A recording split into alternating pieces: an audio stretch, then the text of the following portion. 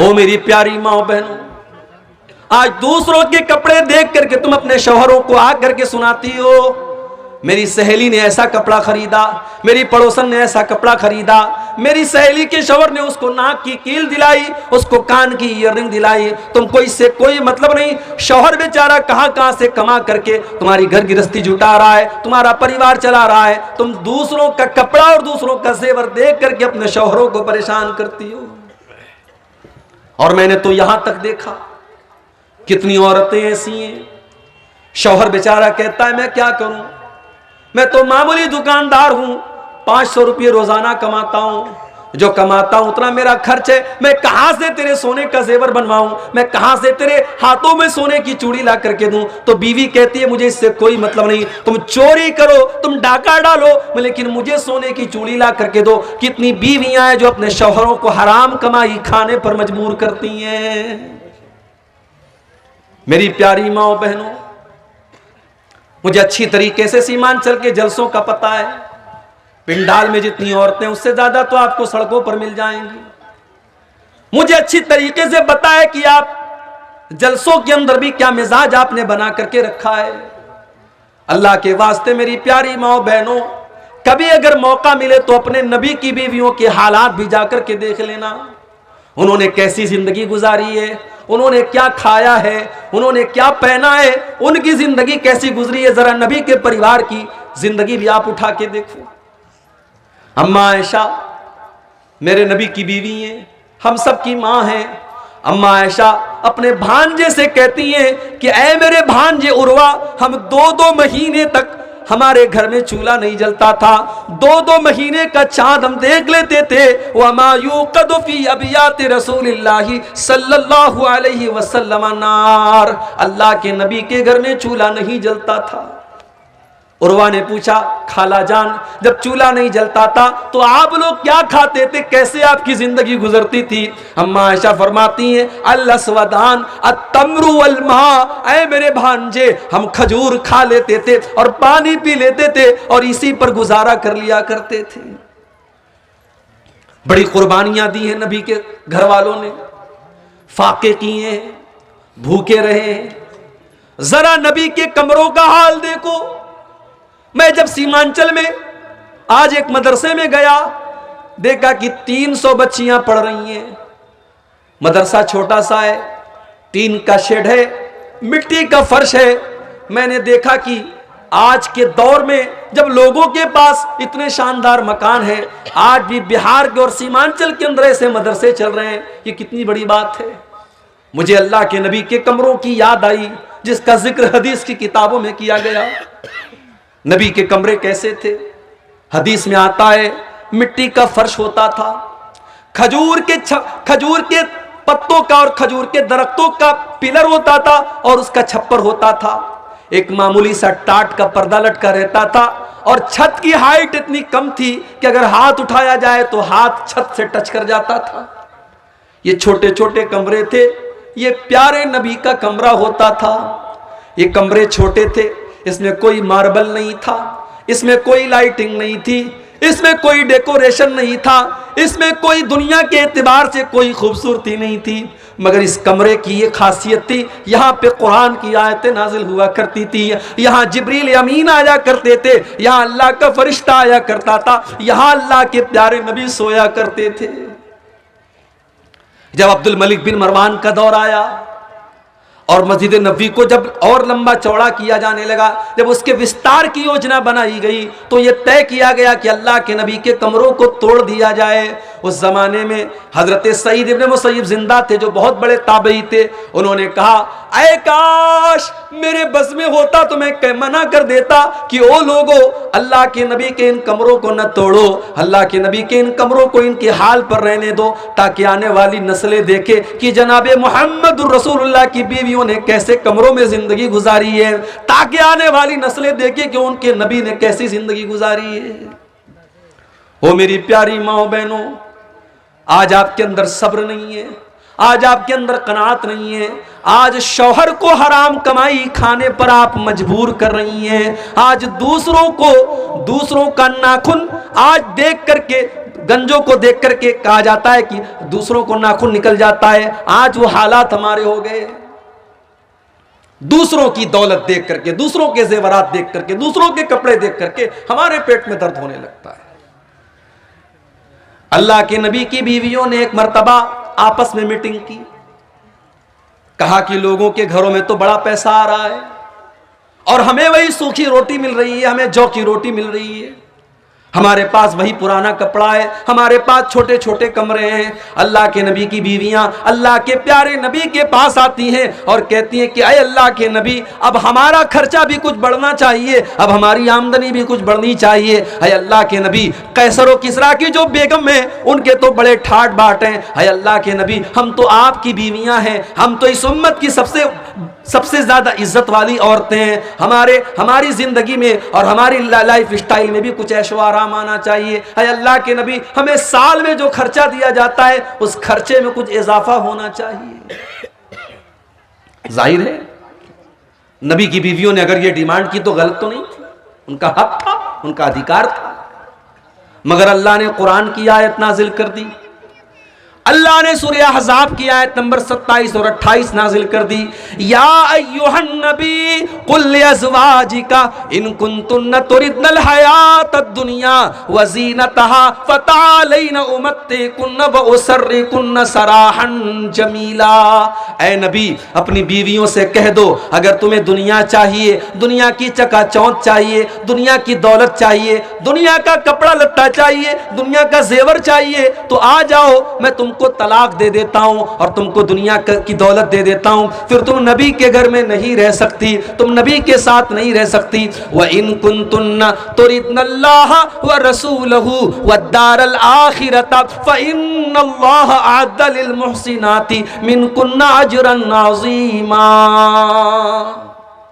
लेकिन अगर तुम्हें अल्लाह से मोहब्बत है, रसूल से मोहब्बत है और आखिरत में अपना घर बनाना चाहती हो, तो जैसे नबी के घर में जिंदगी गुजर रही है वैसी जिंदगी गुजारो और काट लो, अल्लाह तुमको जन्नत अता फरमाएगा।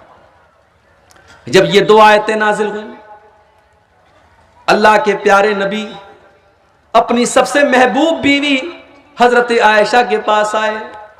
आए आयशा, तुमसे एक बात पूछना चाहता हूं, सोच समझ के तुम जवाब देना, कोई जल्दी नहीं है। हो सके तो अपने माँ बाप से मशवरा कर लेना, अपने माँ बाप से पूछ करके जवाब देना, लेकिन सोच समझ करके जवाब देना। अय अल्लाह के नबी, क्या बात है, इतना सस्पेंस क्यों है, ये आप इतनी शरायत क्यों लगा रहे हैं, आखिर बात क्या है, मुझे बताइए। अल्लाह के प्यारे नबी ने कुरान की यही दोनों आयतें पढ़ करके सुना दी। अय आयशा, अल्लाह ताला तुमको चॉइस दे रहा है, या तो तुम दुनिया की दौलत ले लो लेकिन नबी को छोड़ के चली जाओ, और या तो नबी के साथ परेशानी उठा लो, तुमको आखिरत की नेमतें मिल जाएंगी। ऐ आयशा, तुम बताओ तुम्हारी चॉइस क्या है, तुम क्या चाहती हो। ओ मेरी प्यारी माँ बहनों, मैं कुर्बान जाऊं अपनी माँ के ऊपर, मैं कुर्बान जाऊं अम्मा आयशा के ऊपर। अम्मा आयशा ने एक सेकंड भी देर नहीं की, एक सेकंड भी देर नहीं की और फौरन कह दिया, ऐ अल्लाह के नबी, इख्तरतुल्लाह व रसूलहु व दारल आखिरा। ऐ अल्लाह के नबी, मेरा जवाब बिल्कुल क्लियर है, मुझे दुनिया नहीं चाहिए, मुझे दुनिया का ऐशो आराम नहीं चाहिए। ऐ अल्लाह के नबी, मैं दुनिया की दौलत को ठोकर मारती हूँ जो आपको छोड़ करके मुझे दुनिया की दौलत मिले। ऐ अल्लाह के नबी, मुझे तो अल्लाह चाहिए, मुझे तो अल्लाह का रसूल चाहिए, मुझे तो आखिरत में अपना घर बनाना है। ऐ अल्लाह के नबी, मैं अपनी डिमांड वापस लेती हूँ, मैं आपको चुनती हूँ, मैं आपके साथ दुनिया में रहूंगी और आखिरत में भी रहूंगी। कभी मौका मिले मेरी प्यारी माँ बहन, तो जरा नबी अकरम की बीवियों के हालात आप उठाइए। लड़की की शादी आप करते हैं, क्या देखते हैं आप, लड़का सरकारी नौकरी में है कि नहीं है, लड़का 50,000 रुपया महीना कमा रहा है कि नहीं कमा रहा है। लड़की अगर आपकी खूबसूरत है तो आपको लड़का भी एकदम खूबसूरत चाहिए। दीनदारी आज कौन पूछता है मेरे भाई, आज दीनदार लड़के बेचारे परेशान हैं, उनके रिश्ते नहीं मिल रहे हैं, दीनदार लड़कियां परेशान हैं, उनके लिए रिश्ते नहीं मिल रहे हैं। लड़कों की डिमांड कि लंबा चौड़ा जहेज मिलना चाहिए, और लड़की वालों की डिमांड कि सरकारी नौकरी वाला और अच्छा कमाने वाला और लाखों कमाने वाला दामाद चाहिए। ओ लोगों, जरा नबी के चारों दामाद के हालात भी पढ़ लेना। नबी को भी अल्लाह ने 4-4 बेटियां दी थी, और अल्लाह के नबी ने 4-4 बेटियों की शादी की थी।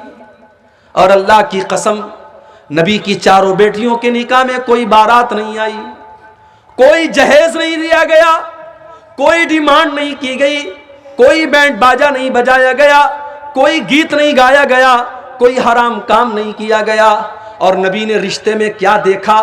दीनदारी देखी। नबी ने सबसे लाडली बेटी और सबसे छोटी बेटी का निकाह हजरत अली के साथ किया। और जब हजरत अली को अल्लाह के नबी ने दामाद बनाया तो उनके पास रहने को अपना घर भी नहीं था, उनके पास अपना बिस्तर भी नहीं था, उनके पास अपनी गिरस्ती को बनाने के लिए सामान, जरूरत के सामान भी नहीं थे। इसीलिए जब अल्लाह के नबी ने हजरत फातिमा की शादी की तो गिरस्ती को बनाने के लिए आपने बिस्तर भी दिया, आपने तकिया भी दिया, आपने चादर भी दिया, आपने बर्तन भी दिया, ताकि गिरस्ती बन जाए। नबी ने दामाद के अंदर दीनदारी देखी, अखलाक देखा, कैरेक्टर देखा, किरदार देखा। शादी हो गई। नबी की सबसे लाडली बेटी ससुराल में सारे काम खुद करती है, हसन और हुसैन की परवरिश भी कर रही है, और पानी भर भर के ला रही है, घर की सफाई भी कर रही है, आटा भी अपने हाथों से गूंद रही है, सारे घर के काम कर रही है। कोई नौकरानी नहीं है, कोई गुलाम नहीं है, कोई नौकर नहीं है। हजरत फातिमा को पता चला मेरे अब्बा जान के पास कुछ गुलाम आए हैं, कुछ लौंडियां आई हैं।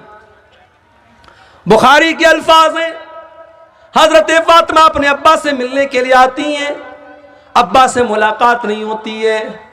हजरत फातिमा अम्मा आयशा को ये पैगाम सुनाती हैं, मेरे अब्बा जान आए तो उनको बता देना कि आपकी बेटी फातिमा आपसे मिलने के लिए आई थी, और वो इसलिए आई थी क्योंकि उस आपकी बेटी के हाथों पर मेहनत करने की वजह से निशान पड़ गए हैं, आपकी लाडली बेटी के हाथों पर निशान पड़ गए हैं। अब्बा जान अगर हो सके तो अपनी बेटी को एक गुलाम दे देना, एक नौकर दे देना, आपकी बेटी को घर में काम करने में कुछ सहूलत मिल जाए, उसको सपोर्ट मिल जाए, कोई नौकर दे देना।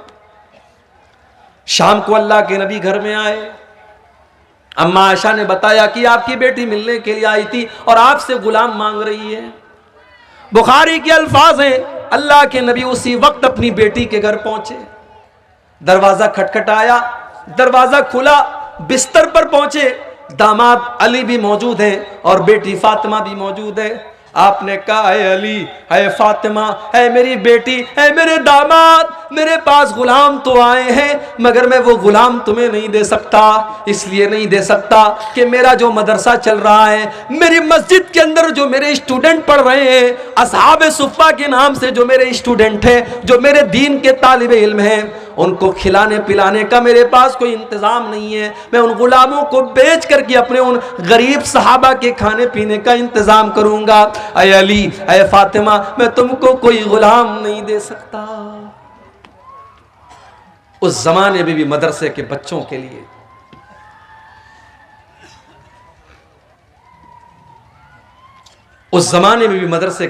लिए नबी ने चंदा किया है, और आज भी चंदा करना पड़ता है।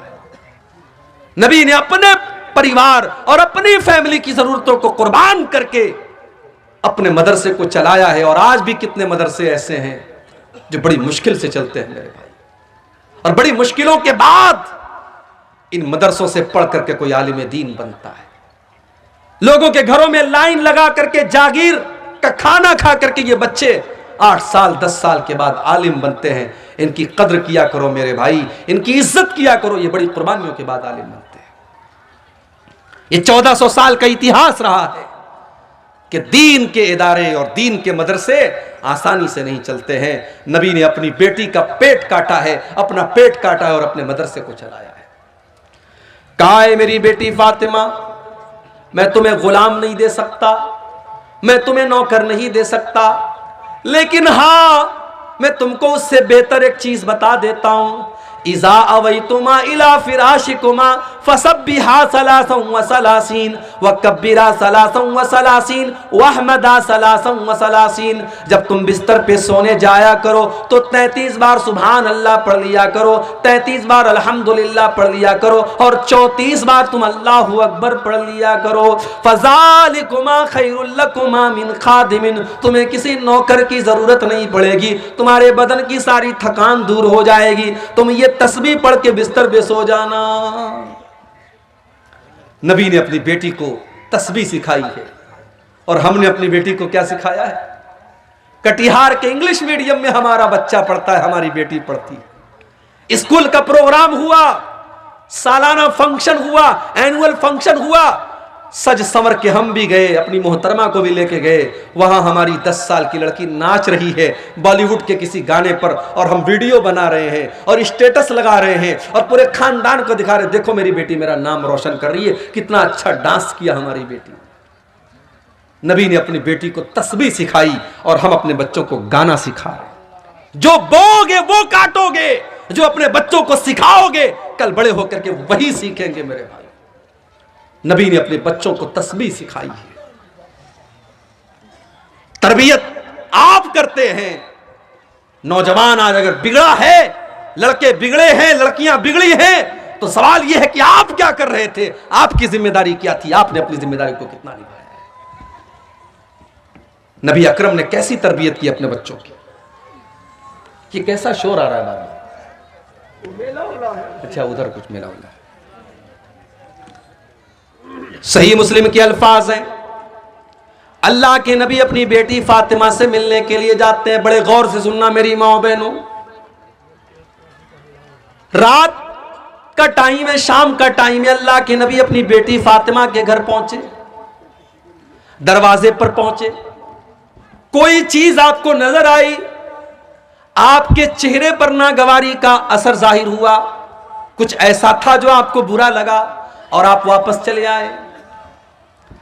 बेटी को पता चला मेरे अब्बा आए थे और आकर के वापस चले गए। बेटा होता तो ध्यान न देता, लेकिन बेटियां बहुत ध्यान देती हैं। बेटियां बहुत ध्यान देती हैं। बेटी तो अपने मां बाप का चेहरा देख करके पढ़ लेती है कि अब्बा नाराज है, अम्मा नाराज है, मां बीमार है, बाप बीमार है, बेटी ससुराल में है, मोबाइल पर कॉल गया, बेटी तेरे अब्बू की तबीयत बहुत खराब है। वो बेचारी अपने सारे काम धाम छोड़ करके दौड़ी दौड़ी आती है कि मेरा बाप बीमार है, पहले मैं अपने बाप की हाल चाल ले लूं, उसके बाद काम होता रहेगा। बेटा उसी घर में रहता है, काम धाम करता है, बाप बिस्तर पे पड़ा है, बेटे को फुर्सत नहीं है कि अपने बाप को एक नजर आ करके देख ले, उससे 2 मिनट बात कर ले। उसके बाद भी हम लोग बेटों के लिए तड़पते हैं और बेटियां पैदा होती हैं तो माथे पर बल पड़ जाता है। हजरत फातिमा को पता चला अब्बा जान आए थे, वापस चले गए। फौरन हजरत अली को भेजा कि जा करके पूछो कि क्या बात है, हमने कौन सी गलती कर दी।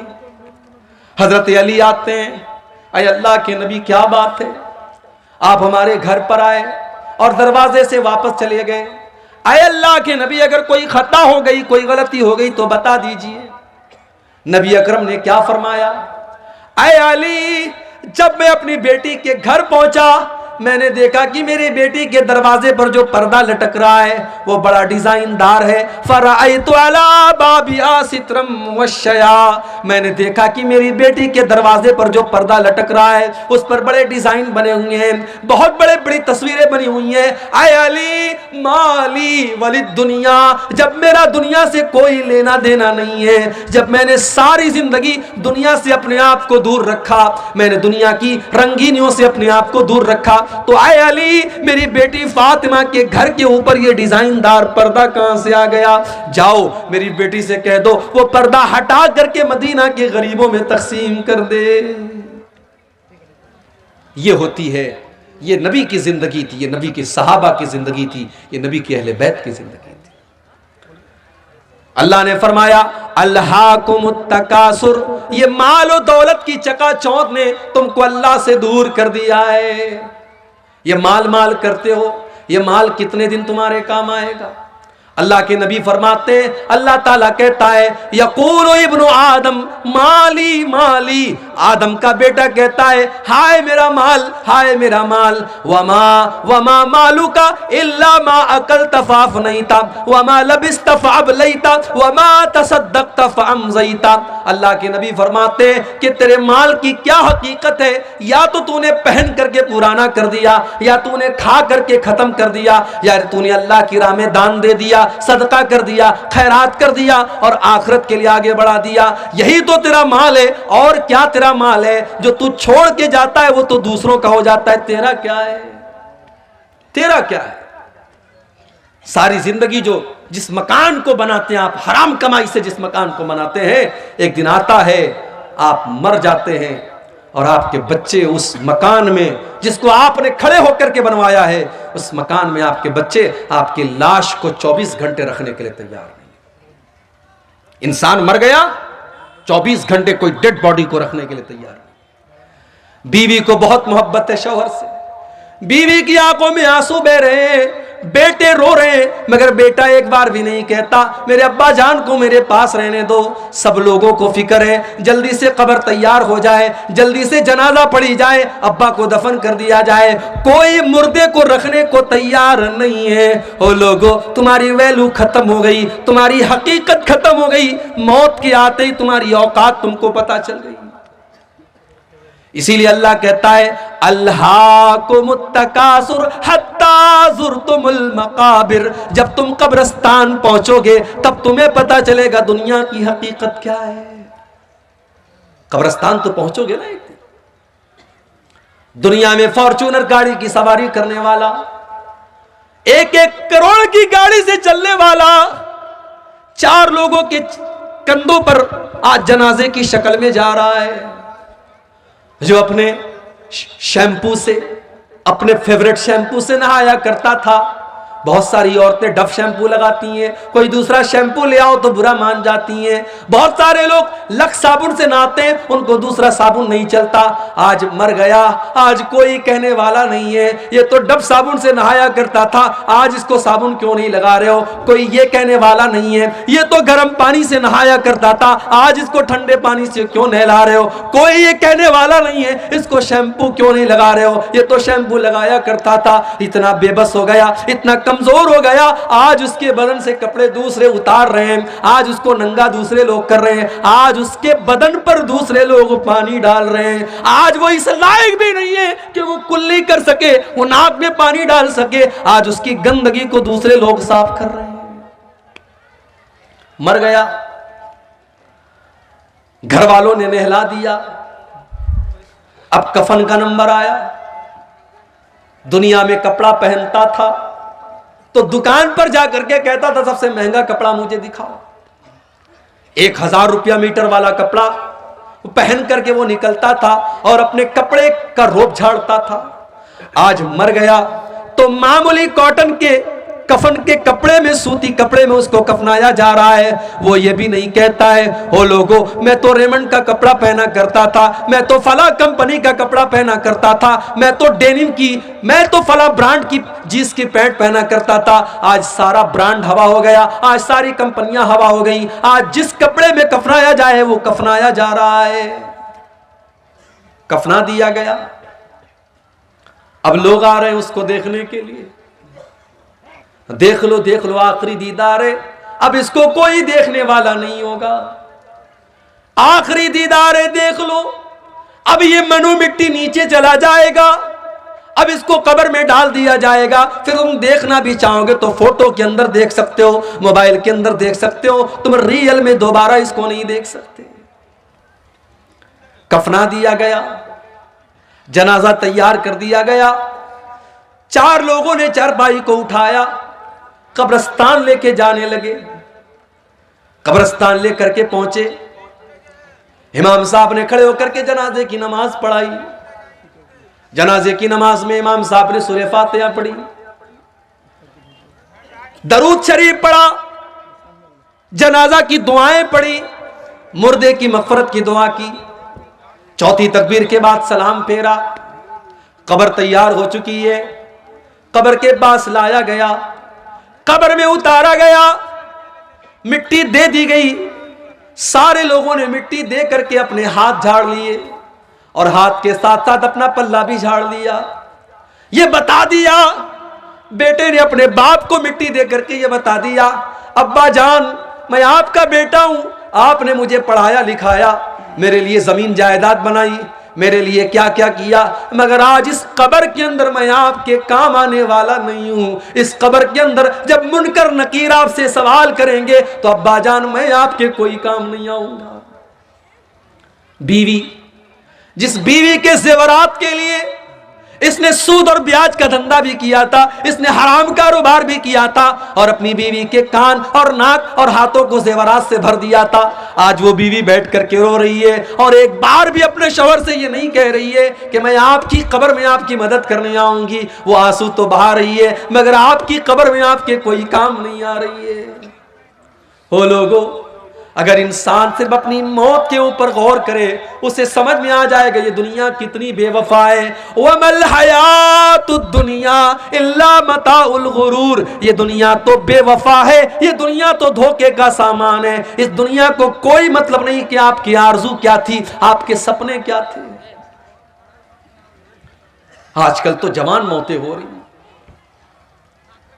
पहले यह था कि साहब आदमी 60 साल का हुआ, 70 साल का हुआ तब मौत होती थी। अब तो मौत तो हमेशा अपने टाइम पर ही आती है। हमको लगता है कि 60 साल में आदमी मर गया, 50 साल की उम्र में आदमी मर गया, मौत तो अपने टाइम पर आई है।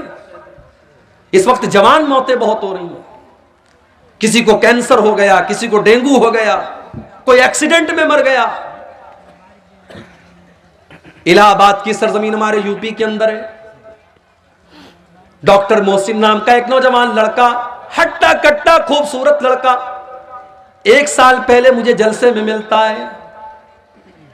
मैं मना करता हूं फिर भी मेरे साथ सेल्फी लेता है, अपना मोबाइल नंबर मुझे देता है, मुझसे कांटेक्ट में रहता है। कौम की खिदमत करने का जज्बा भी उसके अंदर है। 1 साल का पीरियड भी नहीं गुजरा, फेसबुक के ऊपर पोस्ट आती है डॉक्टर मोहसिन की, मुझे डेंगू हो गया है, मेरे हक में दुआ करें। 3 दिन के बाद मैसेज आता है, डॉक्टर मोहसिन का इंतकाल हो गया, उसकी मगफरत की दुआ करें।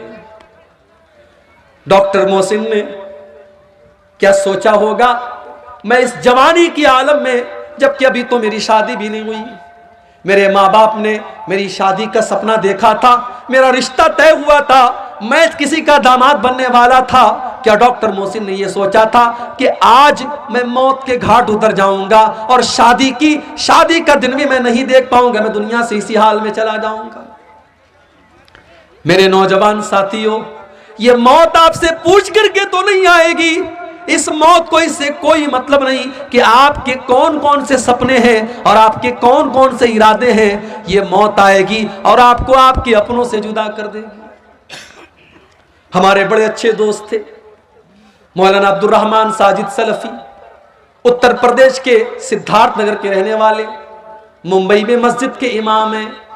तकरीर करने के लिए पूना जाते हैं, रात में तकरीर करके वापस लौट रहे हैं, टैक्सी के ऊपर सवार हैं, एक्सीडेंट हो जाता है, इंतकाल हो जाता है, खूबसूरत चेहरा लहूलुहान हो जाता है। जो देखता है उसकी आंखों में आंसू आ जाते हैं। लेकिन मेरे प्यारे भाइयों, मौत को कोई तरस नहीं आता, मौत को कोई रहम नहीं आता। मौत का फरिश्ता, इसको उससे कोई मतलब नहीं कि आपका 1.5 साल का बच्चा आपका इंतजार कर रहा है, अभी आपकी नई नई शादी हुई है, अभी आपकी जवान बेवा आपका इंतजार कर रही होगी, आपके माँ बाप आपका इंतजार कर रहे हैं, अभी तो आपने मकान भी नहीं बनाया, अभी तो आपने जिंदगी में बहुत सारे सपने पूरे नहीं किए। मौत आएगी और आपके सारे सपनों को चकनाचूर कर देगी। अल्हाकुमुत तकासुर हत्ता ज़ुरतुमुल मकाबिर। मेरे बंदो, तुम कितना भागोगे, कितना भागोगे, तुम अल्लाह से भाग करके कहां जाओगे? हत्ता ज़ुरतुमुल मकाबिर, एक दिन तो तुमको कब्रिस्तान आना है।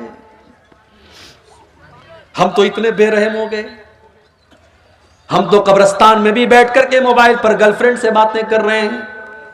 हम तो इतने बेरहम हो गए कि कब्रिस्तान पर बैठ करके गीबत और चुगली हो रही है, और कब्रिस्तान पे बैठ करके जुआ खेला जा रहा है, और कब्रिस्तान में बैठ करके शराब पी जा रही है, हमें तो कब्रिस्तान में भी मौत याद नहीं आती। ओ लोगों, मेरे नबी को तो कब्र को देख करके मौत याद आ जाती थी। इब्ने माजा की रिवायत है, एक अंसारी सहाबी का जनाजा है, जनाजे को कब्र में उतारा जा रहा है। अल्लाह के प्यारे नबी अपने सहाबा के साथ कब्र के पास बैठे हुए हैं और आपकी आंखों से आंसू बहने लगते हैं और इतना रोते हत्ता बल्लसरा, वहां की जमीन आपके आंसुओं से भीग जाती है। उसके बाद आप कब्र की तरफ इशारा करके कहते हैं लिमिस लिहाजा फआइतु या इखवानी, ऐ मेरे सहाबा इस कब्र की तैयारी करो, यहां तुमको आना है। ओ लोगों, हम तो इतने कठोर दिल हो गए, हमको तो कब्र देख करके भी मौत याद नहीं आती। हत्ता ज़ुरतुमुल मकाबिर, कब्रिस्तान तो तुमको जाना है। इंसान बहुत तरक्की कर गया, बड़े बड़े हॉस्पिटल खुल गए, कटिहार में, किशनगंज में, दिल्ली में, मुंबई में, मगर आज भी डॉक्टर के पास मौत का कोई इलाज नहीं है। एक टाइम ऐसा आता है, डॉक्टर कहता है साहब मरीज को ले जाओ, अब इसको दवा की नहीं, इसको दुआ की जरूरत है। एक ऐसा टाइम आता है, डॉक्टर भी अपने, पुलिस वाला भी अपने सर की टोपी उतार देता है और डॉक्टर भी अपने सर का रुमाल खोल देता है और कहता है अब इनके पास, मेरे पास इनका कोई इलाज नहीं, इनकी मौत का टाइम आ चुका है। इसीलिए अल्लाह कुरान में सूरह वाक़िया के अंदर फरमाता है कल्ला इज़ा बलगतिल हुल्क़ूम व अंतुम हीनइज़िन तंज़ुरून, मेरे बंदो जब मौत का टाइम आता है, जब रूह के निकलने का टाइम आता है, फलौला इज़ा बलगतिल हुल्क़ूम व अंतुम हीनइज़िन तंजुरून, तुम अपनी आंखों से देख रहे हो कि एक इंसान दुनिया से जा रहा है, उसकी मौत का टाइम करीब है। व नहनु अक़रबु इलैहि मिनकुम वलाकिन ला तुबसिरून, बीवी ये समझती है कि शौहर के सबसे करीब मैं बैठी हूँ, बेटा ये समझता है कि बाप के सबसे करीब मैं बैठा हूँ। अल्लाह कहता है कि तुमसे ज्यादा करीब तो हम हैं, उस मरने वाले से तुमसे ज्यादा करीब तो हम हैं, लेकिन तुमको नजर नहीं आता, हम तो उस मरने वाले के तुमसे भी ज्यादा करीब हैं। फलौला इन कुंतुम गैर मदीनीन तरजिऊनहा इन कुंतुम सादिकीन, अगर तुम्हें ये लगता है कि तुम्हारे ऊपर अल्लाह का पावर नहीं है, अल्लाह की ताकत नहीं है, तो जरा मरने वाले की रूह को वापस डाल करके दिखा दो, जरा मौत से उसको बचा करके दिखा दो। तुम नहीं दिखा सकते, मौत से बच नहीं सकते। और इसीलिए अल्लाह ने अपने नबियों को भी मौत के घाट उतारा, नबियों को भी मौत आई। सुलेमान अलैहिस्सलाम इतने बड़े नबी हैं, जिन्नात उनके कंट्रोल में है और जिन्नात उनके हुक्म से बैतुल मुक़द्दस की तामीर कर रहे हैं। हजरत सुलेमान उनको डायरेक्शन दे रहे हैं और जिन्नात बैतुल मुक़द्दस की तामीर कर रहे हैं। सुलेमान अलैहिस्सलाम लाठी के सहारे खड़े हैं और उनको डायरेक्शन दे रहे हैं, और उसी हाल में सुलेमान अलैहिस्सलाम को मौत आ गई। लाठी पर टेक लगा करके खड़े थे, मौत आ गई, इंतकाल हो गया सुलेमान अलैहिस्सलाम का। आंखें खुली है, जिन्नात ये समझ रहे हैं कि सुलेमान अलैहिस्सलाम देख रहे हैं, वो फटाफट अपना काम कर रहे हैं। कुरान करीम में अल्लाह ने फरमाया फलम्मा क़दैना अलैहिल मौता मा दल्लहुम अला मौतिही इल्ला दाब्बतुल अर्दि ताकुलु मिन साता, जब सुलेमान की मौत का फैसला हमने कर दिया तो जिन्नात को उनकी मौत के बारे में पता भी नहीं चला। वो तो उनकी लाठी को जब घुन के कीड़े ने खा लिया और लाठी कट करके गिर गई और सुलेमान अलैहिस्सलाम की डेड बॉडी जमीन पर आ गई। तब जिन्नात को पता चला कि उनको गैब के बारे में पता नहीं, उनको पता नहीं कि सुलेमान को मौत कब आई। सुलेमान अलैहिस्सलाम को भी मौत आई। और नबियों के सरदार और हमारी और आपके प्यारे नबी और आखिरी नबी जनाब मुहम्मदुर रसूलुल्लाह सल्लल्लाहु अलैहि वसल्लम को भी मौत आई। रबीउल अव्वल की 12 तारीख थी, सोमवार का दिन था। अल्लाह के नबी कई दिन से बीमार चल रहे थे। फजर की नमाज का टाइम है, अल्लाह के नबी को थोड़ी तबीयत बेहतर महसूस हुई। आपने अपने कमरे का दरवाजे, अपने कमरे का पर्दा हटाया, सामने फजर की नमाज हो रही है। अबू बकर सिद्दीक नमाज पढ़ा रहे हैं और पीछे साहबा नमाज पढ़ रहे हैं। नबी अकरम ने अपने सहाबा को नमाज पढ़ते हुए देखा, आपके चेहरे पर मुस्कुराहट फैल गई। आपको लगा मेरा मिशन कामयाब है, मेरी मेहनत कामयाब है, मेरे सहाबा मेरे बाद भी नमाज को कायम रखेंगे। मेरे प्यारे साथियों, जा करके जरा अपनी मस्जिदों का जायजा लो। इस गांव के अंदर मुझे नहीं पता कितनी मस्जिदें हैं, जाओ जरा मस्जिदों में फजर की नमाज का जायजा लो। अगर ये बेचारे 70 साल वाले, 60 साल वाले, ये डंडा लेकर के चलने वाले बूढ़े अगर मस्जिद में जाना बंद कर दें तो शायद फजर की नमाज में ताला लग जाए मस्जिदों में, और फजर की नमाज में कोई मस्जिद को खोलने वाला ना हो। हम तो नमाज से इतने दूर हैं, कोई बात नहीं है, हमारा कारोबार चल रहा है, हमारी दुकान चल रही है, नमाज हो रही है, और मोहब्बत रसूल का दावा। अल्लाह अकबर। एक मर्तबा रबीउल अव्वल का महीना था, मेरा प्रोग्राम था कलियाचक में, मालदा में। मालदा स्टेशन से कलियाचक जाने में आमतौर से 1 से 1.5 घंटा लगता है, मुझे 3 घंटे लग गए। रास्ते पर जुलूस निकल रहा था साहब। किसका जुलूस निकल रहा है? नबी के आशिकों का जुलूस निकल रहा है। नबी के आशिकों का जुलूस निकल रहा है, डीजे बज रहा है, रास्तों को जाम करके, नाच करके, गा करके, नारे लगा करके लोग मोहब्बत रसूल जाहिर कर रहे हैं। जिसको नबी से मोहब्बत होगी वो जुलूस नहीं निकालेगा, वो नाच गाना नहीं करेगा, वो डीजे नहीं बजाएगा, वो म्यूजिक नहीं बजाएगा। जिसको नबी से मोहब्बत होगी वो नमाज कायम करेगा, क्योंकि नबी को नमाज से बड़ी मोहब्बत थी। अल्लाह के नबी फरमाते जो इलत कुर्रतु ऐनी फिस्सलाह, नमाज मेरी आंखों की ठंडक है। नमाज का टाइम होता था, अल्लाह के नबी हजरत बिलाल से कहते थे या बिलाल अरहना बिस्सलाह, ऐ बिलाल जल्दी से नमाज खड़ी करो और मुझे मेरे दिल को सुकून पहुंचाओ। फजर की नमाज हो रही है, अल्लाह के नबी के चेहरे पर मुस्कुराहट फैल गई कि मेरे बाद भी मेरे सहाबा नमाज कायम करेंगे, मेरा मिशन चालू है, मेरा मिशन जारी है। नबी अकरम ने जुबान से कुछ नहीं कहा है, पर्दा हटाया है और दरवाजे पर आकर के खड़े हैं। सहाबा को अपने नबी से इतना प्यार था, उन्होंने महसूस कर लिया, उनको अपने नबी की खुशबू महसूस हो गई, उनको पता चल गया कि अल्लाह के नबी अपने दरवाजे पर आए हैं। सहाबा ने नमाज की हालत में अबू बकर सिद्दीक को इशारा करना शुरू किया कि अल्लाह के नबी आ चुके हैं, अब तुम पीछे आ जाओ, अल्लाह के नबी नमाज पढ़ाएंगे। हजरत अबू बकर ने पीछे हटने का इरादा भी किया, लेकिन अल्लाह के नबी ने इशारा किया कि नहीं नहीं तुम नमाज पढ़ाते रहो, और अल्लाह के नबी ने दोबारा पर्दा गिरा दिया। और सहाबा कहते हैं ये आखिरी नजर थी जो अल्लाह के नबी ने सहाबा पर डाली थी। फजर का वक्त था ये, फिर सूरज निकला, दिन चढ़ने लगा, चाश्त का वक्त आने लगा, और जैसे जैसे दिन चढ़ रहा है मोहम्मद रसूलुल्लाह की तकलीफ में इजाफा हो रहा है। अम्मा आयशा फरमाती है उसी सोमवार के दिन मेरे भाई अब्दुर्रहमान आए, वो मिसवाक कर रहे थे। अल्लाह के नबी की नजर पड़ गई, आपने इशारा किया कि मैं भी मिसवाक करना चाहता हूं। अम्मा आयशा ने अपने भाई से मिसवाक को लिया और मिसवाक को अपने दांतों से नरम किया ताकि अल्लाह के प्यारे नबी को मिसवाक करने में तकलीफ ना हो। बीवी वो होती है जिसको शौहर की तकलीफ का इतना एहसास है। शौहर बीमार है तो अम्मा आयशा ने मिसवाक को नरम किया ताकि मेरे नबी को, मेरे शौहर को तकलीफ ना हो, आसानी से मिसवाक कर सके। और अम्मा आयशा फरमाती हैं ये मेरे लिए फख्र की बात थी कि अल्लाह के नबी के आखिरी टाइम में मेरा लुआब अल्लाह के नबी के लुआब के साथ मिल गया। मैंने मिसवाक को नरम किया और अल्लाह के नबी को दिया, और आपने उसी मिसवाक से अपने दांतों को साफ किया। इसीलिए उलमा कहते हैं अगर किसी को ये एहसास हो कि मेरा आखिरी टाइम है तो आखिरी टाइम में मिसवाक करना चाहिए, ये भी अल्लाह के रसूल की सुन्नत है। मिसवाक किया आपने, बेचैनी बढ़ने लगी। आपके बगल में एक प्याले में पानी रखा हुआ था, आप बार बार अपने हाथ में पानी लेते, अपने चेहरे पर छिड़क लेते और कहते अल्लाहुम्मा इन्नी अला सकरातिल मौत, हाय अल्लाह तुम मौत की सख्तियों पर मेरी मदद फरमा, हाय अल्लाह सकरातुल मौत पर तू मेरी मदद फरमा। अम्मा आयशा फरमाती हैं कि पहले मैं मौत की सख्ती को बहुत गलत समझती थी, मगर जब अपने नबी के ऊपर मैंने मौत की सख्ती को देखा तब मैंने मौत की सख्ती को गलत समझना बंद कर दिया।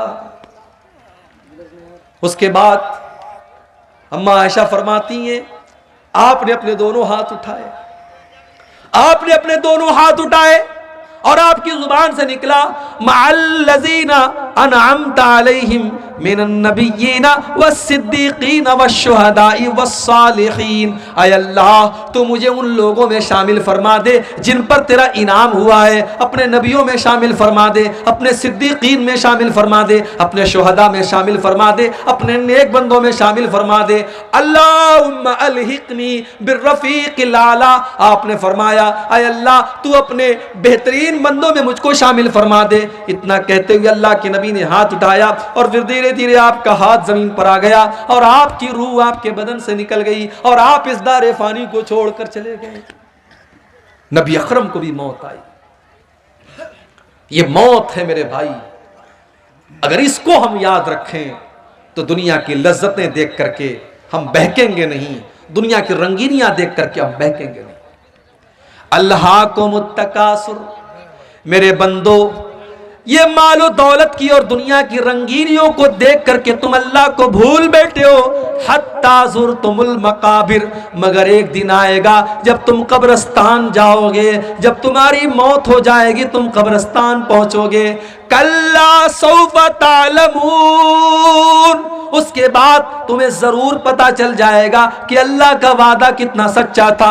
सुम्मा कल्ला सौफ तालमून, तुम्हें जरूर पता चल जाएगा कि अल्लाह का वादा सच्चा था। बंदे को कब्र में दफनाया गया। अल्लाह के नबी फरमाते हैं दफना करके जब वापस जाने लगते हैं तो मुर्दे को फौरन दोबारा उसकी रूह को लौटाया जाता है, दोबारा उसके अंदर जिंदगी डाली जाती है और वो दफना करके जाने वालों के जूतों की आवाज को भी सुनता है। और दो फरिश्ते उसके पास आते हैं, एक का नाम मुनकर है, एक का नाम नकीर है। ये दोनों फरिश्ते उसको बिठाते हैं। एक सवाल पैदा हुआ, भाई मुसलमान अपने मुर्दों को कब्र में दफनाता है, मगर हमारे हिंदू भाइयों क्या तो जला दिया जाता है, उनको कब्र में अजाब कैसे होगा? पारसी लोगों के यहां तो लाश में मसाला लगा करके चिलकमों को खिला दिया जाता है, उनके यहां कैसे हिसाब व किताब होगा? कोई पानी में सफर कर रहा था, डूब करके मर गया, मछलियों ने उसको खा लिया, उसका कब्र में हिसाब व किताब कैसे होगा? कोई फ्लाइट में सफर कर रहा था और फ्लाइट में हादसा हो गया और फ्लाइट में जितने लोग थे सब मर गए, चिथले उड़ गए, उनका हिसाब व किताब कैसे होगा कब्र के अंदर? तो ये बात याद रखिए, इन्नल्लाह अला कुल्लि शैइन कदीर। ये सवाल हमारे लिए पैदा होता है कि हमारे लिए ये काम संभव है कि नहीं है, मुमकिन है कि नहीं है, पॉसिबल है कि नहीं है। अल्लाह के लिए सब कुछ पॉसिबल है। अल्लाह जिस हाल में चाहेगा और जहां चाहेगा वहां कब्र का जो मामला होगा वो होगा। मेरे भाई, मुसलमान के मुर्दों को कब्र के अंदर अजाब और सवाब जो होगा वो मिलेगा। गैर मुस्लिम जिनको जला दिया जाता है उनका भी हिसाब व किताब होगा, पारसियों का भी हिसाब व किताब होगा, फ्लाइट के अंदर जलने वालों का भी कब्र का मामला होगा। अब उनका कैसे मामला होगा उसकी हकीकत हम नहीं जानते, लेकिन होगा। हमारा उसके ऊपर ईमान है। हमारी अकल में आए ना आए, हमारी लॉजिक में आए ना आए, लेकिन हमें मानना है, हमें ईमान रखना है। इसलिए कि अल्लाह ने अपने मोमिन बंदों की ये पहचान बताई, अल्लज़ीना युमिनूना बिल गैब, कि वो गैब के ऊपर ईमान रखते हैं, वो बगैर देखे ईमान रखते हैं। दो फरिश्ते आए, मुनकर नकीर, उन्होंने बिठाया आपको। उन्होंने 3 सवाल पूछा। मन रब्बु का, तुम्हारा रब कौन? मां दीनों का, तुम्हारा दीन क्या? मन नबियों का, तुम्हारे नबी कौन? तुम्हारा रब कौन, तुम्हारे नबी कौन, तुम्हारा दीन क्या? यही 3 सवाल होगा बस, चौथा कोई सवाल नहीं होगा। कितनी प्रॉपर्टी बना के आए, सवाल नहीं। कितना पढ़ लिख करके आए, यह भी सवाल नहीं। कितना धन दौलत कमाया, यह भी सवाल नहीं। सवाल 3 होगा, तेरा रब कौन, तेरा दीन क्या और तेरे नबी कौन। अब जरा दिल पर हाथ रख के बताना मेरे भाइयों, इन 3 सवालों का जवाब आपको कहां मिलेगा? स्कूल में तो नहीं मिलेगा, कॉलेज में तो नहीं मिलेगा, साइंस में नहीं मिलेगा, मैथ में नहीं मिलेगा, हिस्ट्री में नहीं मिलेगा, इंग्लिश की किताबों में नहीं मिलेगा। इन 3 सवालों का जवाब रब के कुरान में मिलेगा और मुस्तफा के फरमान में मिलेगा। आप आज बच्चों को मदरसे नहीं भेजते, मुझे एतराज नहीं, आप स्कूल भेजो, मुझे कोई एतराज नहीं है, मगर आप अपने बच्चे को इस लायक बनाओ, अपनी बेटी को इस लायक बनाओ कि आपका बच्चा और बच्ची स्कूल में पढ़कर के इन 3 सवालों का सही जवाब दे दे। उसे पता हो कि उसका रब कौन है, उसे पता हो उसका इस्लाम, उसका दीन क्या है, और उसको पता हो कि उसके नबी कौन है। जिस स्कूल में क्रिसमस के मौके पर ऊपर से टॉफी गिरा करके ये बताया जा रहा हो कि आज अल्लाह का बेटा पैदा हुआ है, नऊज़ु बिल्लाह, आज अल्लाह का बेटा पैदा हुआ है, इसलिए अल्लाह ताला टॉफी बांट रहा है। जहां स्कूल में बच्चों को यह तालीम दी जा रही हो, वहां का बच्चा कैसे मुसलमान होगा? जहां लड़कियों को यह सिखाया जा रहा हो कि तुम्हारे बदन का कोई पर्दा नहीं है, तुम जैसे चाहे वैसे कपड़े पहन करके निकल सकती हो, वहां पढ़ने वाली लड़की कहां से पर्दा करेगी और उसकी आंखों में कहां से शर्म हया आएगी? इसीलिए आज मुसलमान लड़कियां गैरों के साथ फरार हो रही हैं। नाम था सलमा बानो, नाम था आयशा बानो, उसने नाम रख लिया संगीता देवी, सीता देवी, उसने मजहब भी तब्दील कर लिया, उसने मुर्तद भी हो गई। वो कितनी मिसालें मौजूद हैं। आफताब और श्रद्धा की कहानी तो बहुत मीडिया वालों ने चलाई, मगर इस जैसी लाखों कहानियां जहां मुसलमान लड़कियों को बाकायदा जाल में फंसाया गया और उनको मुर्तद बनाया गया और मार करके इज्जत लूट करके खत्म कर दिया गया, उन कहानियों को कोई मीडिया वाला चलाने को तैयार नहीं है। और आज तो मीडिया वालों को भी खरीदा जा रहा है। इस मुल्क में एक चैनल था, न्यूज चैनल, जो थोड़ी बहुत सच्चाई दिखाता था, उसको भी बहुत बड़े लोगों ने खरीद लिया। यह अलग बात है कि एक ऐसा भी जर्नलिस्ट था, एक ऐसा भी पत्रकार था, सहाफी था, वो नहीं बिका। उसने कहा मैं एनडीटीवी से इस्तीफा दे दूंगा, मगर मैं झूठ का साथ नहीं दे सकता। अल्लाह ऐसे पत्रकारों और ऐसे जर्नलिस्ट की हिफाजत करे और उन्हें और सच बोलने की तौफीक अता फरमाए। मेरे भाइयों, आप सोचिए कि आज हमारी बेटियों के पास दीन की तालीम नहीं है, उन्हें ईमान की अहमियत नहीं पता, और कब्र में यही 3 सवाल पूछा जाएगा, तेरा रब कौन है, तेरे नबी कौन है, तेरा दीन क्या है। अच्छा, अगर हम दुनिया में रट लें मेरा रब अल्लाह है, मेरा दीन इस्लाम है, मेरे नबी मोहम्मद है, रटने से काम नहीं चलेगा। रटना नहीं है। अगर आप चाहते हैं कि कब्र में आपके मुंह से सही जवाब निकले, तो आपको अल्लाह वाली जिंदगी गुजारनी पड़ेगी। अगर आप चाहते हैं कि कब्र में आपके मुंह से निकले मेरा दीन इस्लाम है, तो आपको इस्लाम पर चलना पड़ेगा। आपकी जिंदगी इस्लाम वाली होगी, तब कब्र में सही जवाब निकलेगा। अगर आप चाहते हैं कि कब्र में जब फरिश्ता पूछे तेरे नबी कौन है, और आपके मुंह से ये निकले मेरे नबी मोहम्मद सल्लल्लाहु अलैहि वसल्लम है, तो आपको अल्लाह के नबी के तरीके पर जिंदगी गुजारनी पड़ेगी। जो बंदा मोमिन होगा, जिसने ईमान वाली जिंदगी गुजारी होगी, वो इन 3 सवालों का सही जवाब देगा। वो कहेगा मेरा रब अल्लाह है, मेरा दीन इस्लाम है, मेरे नबी मोहम्मद है। फरिश्ता पूछेगा वमा युदरीका, तुझे इन 3 सवालों का जवाब कैसे पता चला? बंदा कहेगा क़रातु किताब अल्लाह, मैंने कुरान को पढ़ा था, मैंने हदीसों को पढ़ा था, मैंने अल्लाह और उसके रसूल की बातों को पढ़ा था। आज कौन पढ़ता है? कौन पढ़ता है कुरान को? आज पहले तो बूढ़ी औरतें घर में रहती थी, वो बेचारी सुबह सुबह कुरान पढ़ती थी। अब तो वो बूढ़ियां भी खत्म हो गई। अब की तो औरतें वो हैं कि सुबह को वो उठती हैं तो मोबाइल पर सीरियल देखती हैं, पहले रात को बिस्तर पे सोने लगती है तो सीरियल देखती है। नौजवान को गाना सुनने से फुर्सत नहीं, बुढ़ों को गाना सुनने से फुर्सत नहीं। आज हमारे घरों में कुरान कौन पढ़ता है? मेरे भाई, अपने दिल पर हाथ रख करके बताओ कि आखिरी टाइम आपने कुरान को कब पढ़ा? हमने कुरान के साथ बहुत नाइंसाफी की, और कल कयामत के दिन अल्लाह के नबी हमारा गरेबान पकड़ेंगे, और अल्लाह के नबी कयामत के दिन अल्लाह की बारगाह में कहेंगे वक़ाल रसूल या रब इन्न कौमी इत्तख़ज़ू हाज़ल कुरान महजूरा। अल्लाह के रसूल कहेंगे ऐ अल्लाह, मेरी इस कौम ने कुरान को छोड़ दिया था, कुरान को छोड़ दिया था। अल्लाह कब्र में 3 सवालों का जवाब देने वाला कहेगा मैंने कुरान को पढ़ा था।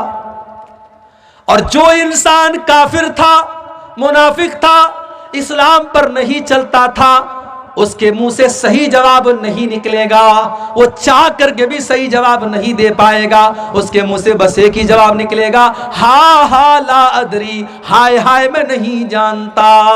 फरिश्ता कहेगा तू नहीं जानता इसलिए कि मा दरईता व मा तलईता, ना तूने इल्म हासिल किया, ना तूने कुरान पढ़ा, ना तूने हदीस पढ़ी, ना तूने उलमा से इल्म हासिल किया, ना तू मदरसे गया, ना तूने उलमा से सीखा, ना तो तूने इल्म हासिल किया, ना तूने खुद पढ़ने की कोशिश की। तो अल्लाह ने फरमाया कल्ला सौफ तालमून, अन करीब तुम जान जाओगे। सुम्मा कल्ला सौफ तालमून, तुम जरूर जान जाओगे अपनी हकीकत को।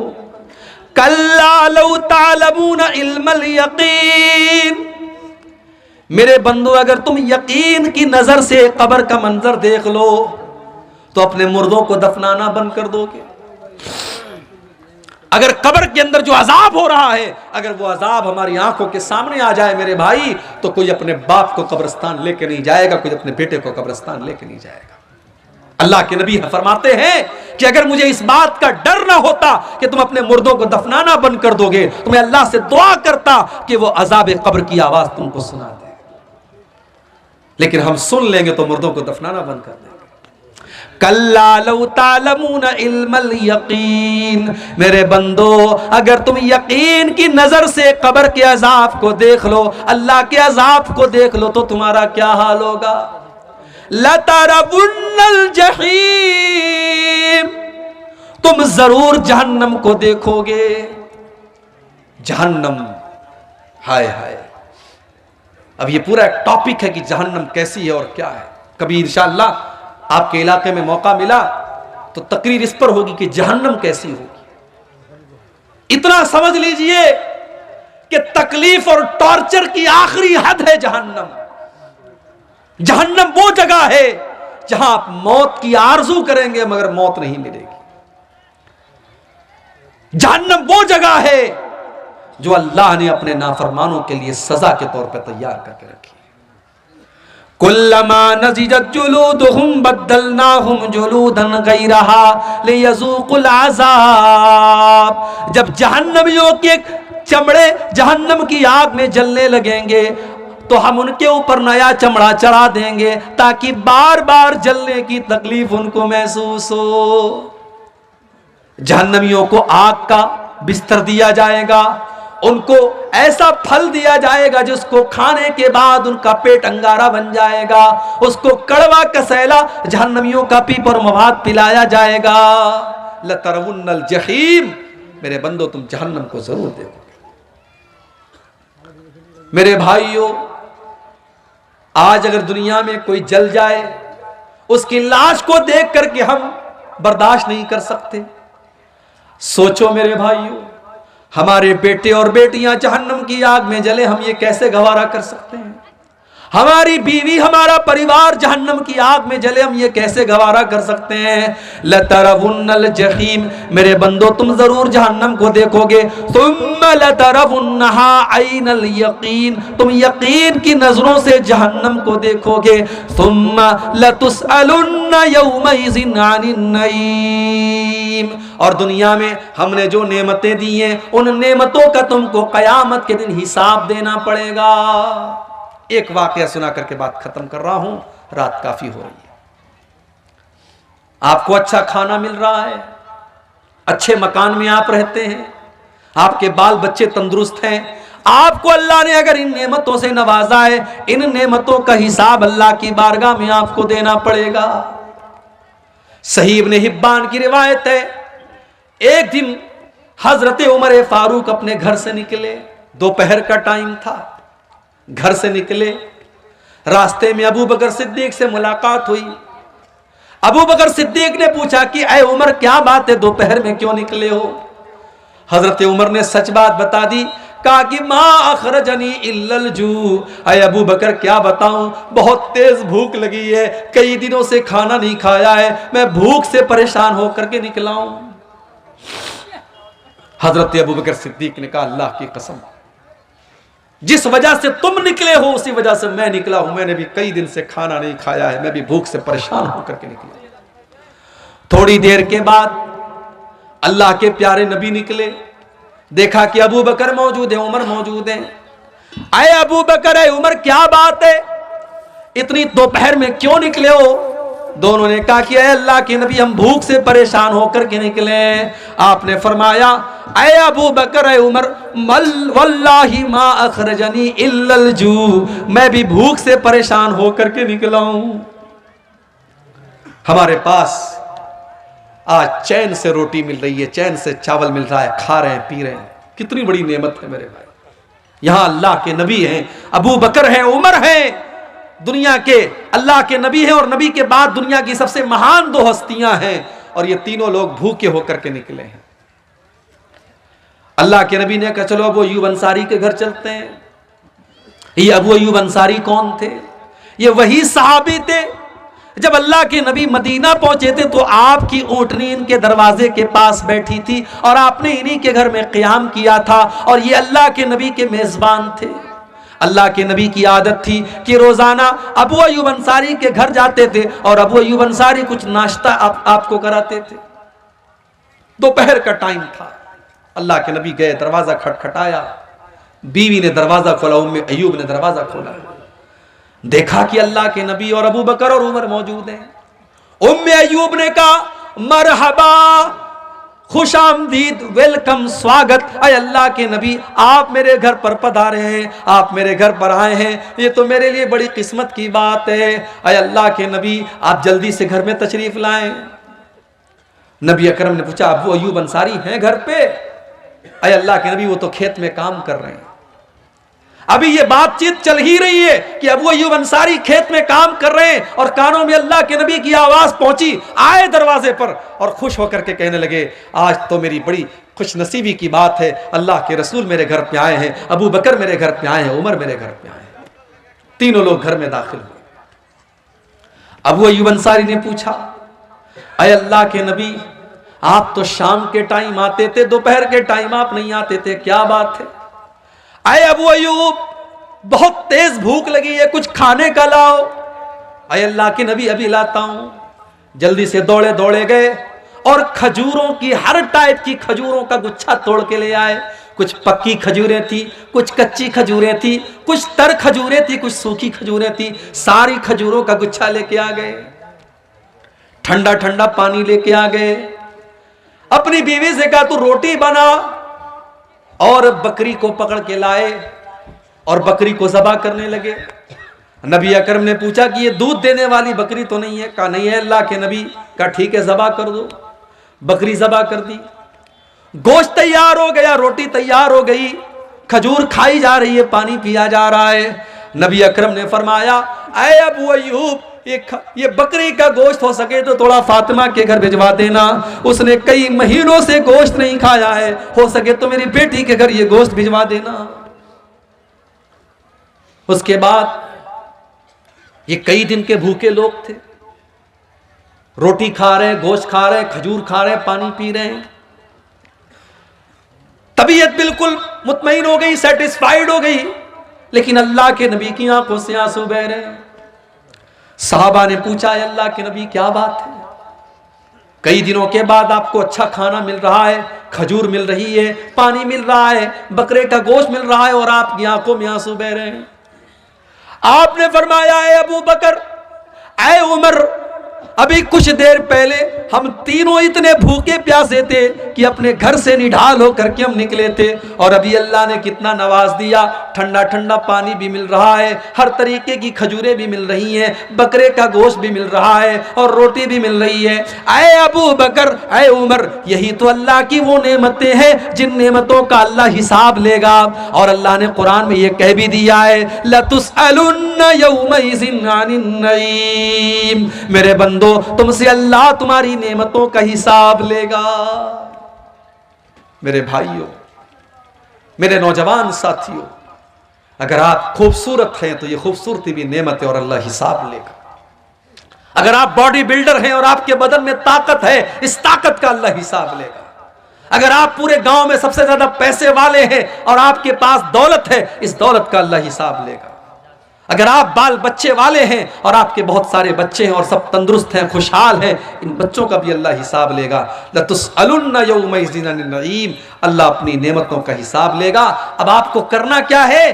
करना बस इतना है कि आप अल्लाह की नेमतों का सही इस्तेमाल करिए। अल्लाह ने जो नेमत भी आपको दी है, चाहे वो इल्म की शक्ल में हो, वो दौलत की शक्ल में हो, वो ताकत की शक्ल में हो, हुकूमत की शक्ल में हो, आप उस नेमत का सही इस्तेमाल कीजिए। उसको ऐसी जगह इस्तेमाल कीजिए जहां अल्लाह राजी होता हो। इंशाअल्लाह अल्लाह आपको उसका बेहतर बदला देगा। ये सूरह तकासुर की आयत की चंद तफसीर मैंने आपके सामने, थोड़ी सी मुख्तसर तफसीर आपके सामने पेश की है। अल्लाह से दुआ है रब्बुल आलमीन हम सबको अपनी ज़िंदगी में आखिरत की तैयारी करने की तौफीक अता फरमाए। अल्लाह मौत के बाद की ज़िंदगी की भी हम सबको तैयारी करने की तौफीक अता फरमाए। आमीन व आखिर दावाना अनिल हम्दुलिल्लाहि रब्बिल आलमीन।